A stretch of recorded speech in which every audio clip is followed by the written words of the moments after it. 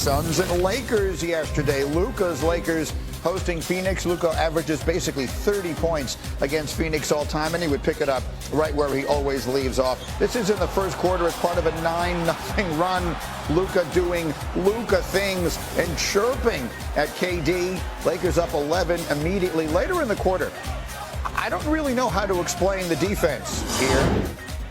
Look how open Luka Doncic is on this shot. Everyone in the world stunned by it, not the least of which was Luka himself.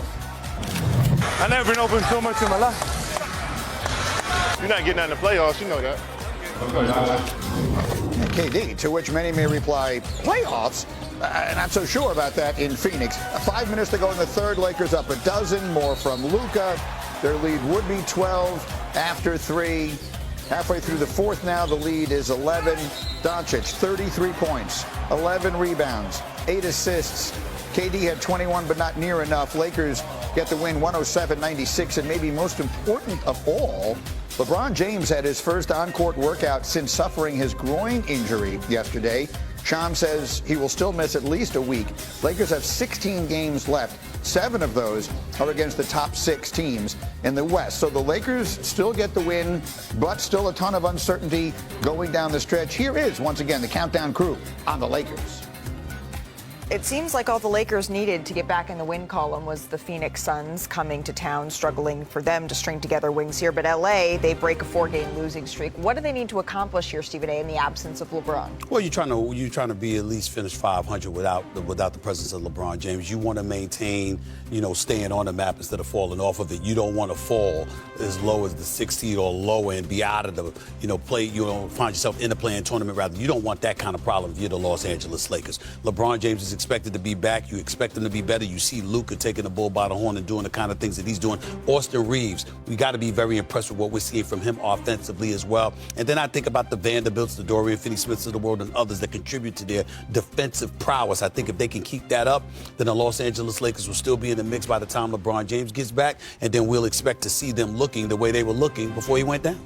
You know what? I look at it, it's too early now. I don't know, 14, 15 games to go, but the Western Conference fascinates me. I mean, not to diminish the East, because I think the East has maybe the 2 best teams, at least 2 of the best 3 in the league. Mm-hmm. But this Western Conference playoffs is going to be fantastic. Yes. I know you like the Lakers maybe more than I do, but there's some matchup things that you're going to be looking at.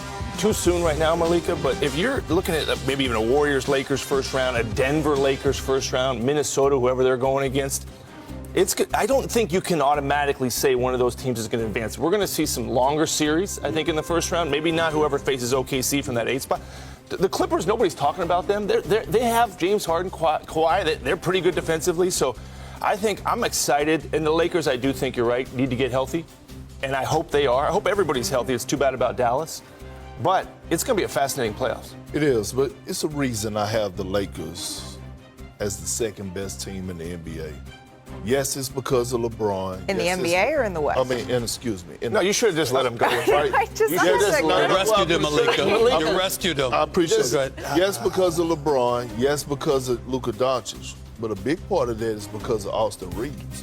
And what ended up happening when LeBron James went out, now all of a sudden, we're starting to see their third option in Austin Reeves look like a second option. Some may say a first option, the clinic that he put on against the Denver Nuggets, right? And I'm not saying he's a first option. What I'm saying is they have a legit big 3, right? Bob, you and I were discussing last week, like Austin Reeves is not a role player anymore, but he's also not like that all NBA player. So what is he? Like a tweener? Like what is Austin Reeves? A damn good player. Yeah. He is. Okay, so my point is he's a third starter on a very good team. Really. Yeah. I mean, he's their third best player, third most important, third best. But anytime you have a guy that is capable to go out there and flirt with a 20-point triple-double as your third option, you should like your chances. Well, listen, what I would say to you about this, yes, he's a third option. What you have to concern yourself with is, Luka and LeBron doing what they do and how much that could potentially compromise Austin Reeves, or will they see it and know what to do with him? And of course, we know they will know what to do with them. But you always have to worry about that, particularly come playoff time. Here's a team that I'm going to throw out because nobody mentions. I'm going to throw out the Houston Rockets for this reason and this reason only. yeah, it's a lot of youth. We don't expect. But what if they upset the structure of things? What if they come in? What if they make some noise because of their youth? If they knock off one of these experienced teams and their confidence is able to grow in the postseason, look the hell out for them too. I'm not sleeping on them, especially with Ime Udoka being their coach, because we know that brother can coach. So for the Lakers, though, what do you think their ceiling is, Perk? Well, their ceiling? Yeah. The NBA Finals. That's their ceiling. I don't have them picked to go to the NBA Finals because I'm rocking with OKC. But I wouldn't be surprised if they're there. They're the second best team in the Western Conference. Stephen A. painted us a very interesting picture earlier. I think it deserves repeat. It's very, very simple. It's my wish. Okay. I don't believe it will happen. So you but I would wish for Cleveland versus LeBron and the Lakers, with Cleveland and Donovan Mitchell and the crew going up against LeBron, with LeBron having to go back to Cleveland to win a championship against that city. In that city, with Cleveland having home court advantage, Lord have mercy. We talk about Boston, L.A., and that rivalry. I don't give L.A. any chance against the Boston Celtics.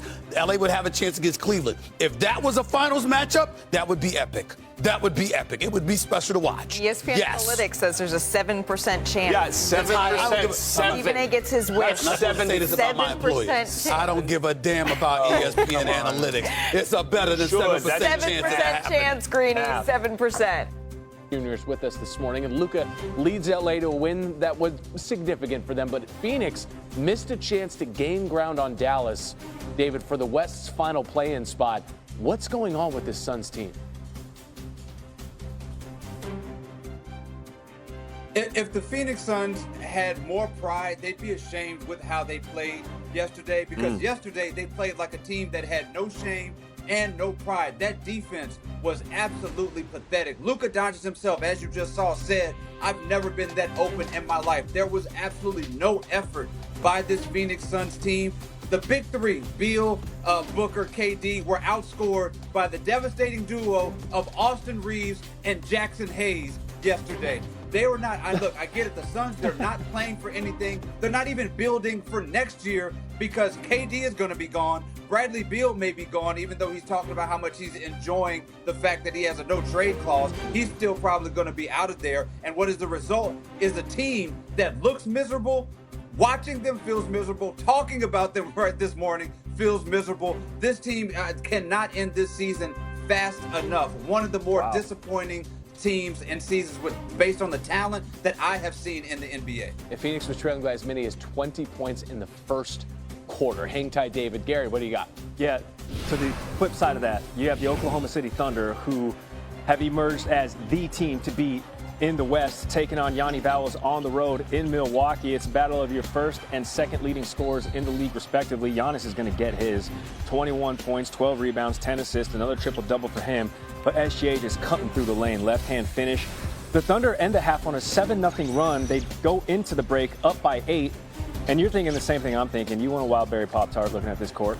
Cason Wallace to Isaiah Hartenstein, who had a career-high 24 points. Also had 12 rebounds. His first career 2010 game, more SGA.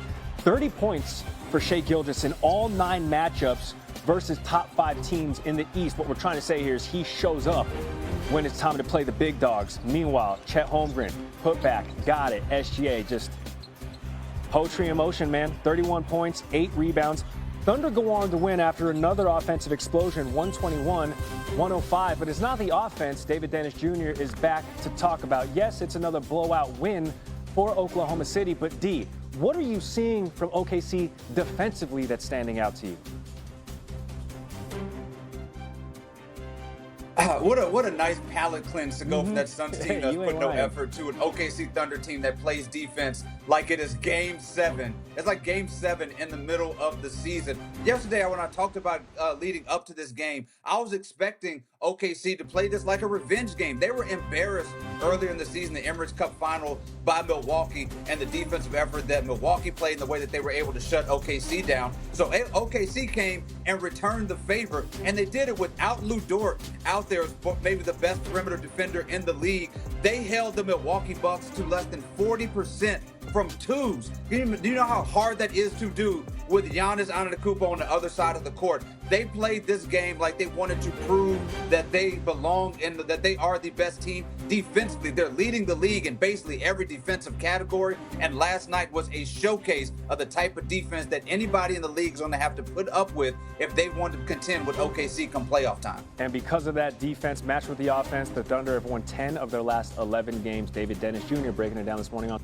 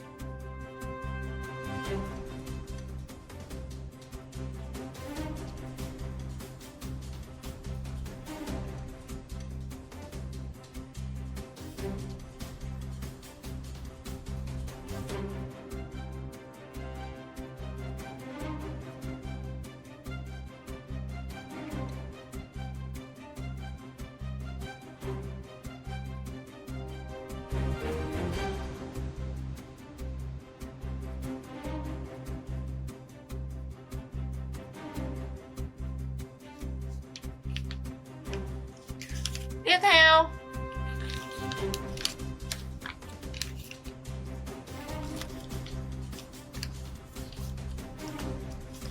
phần trên này mình cũng tỏ ra như vậy nha.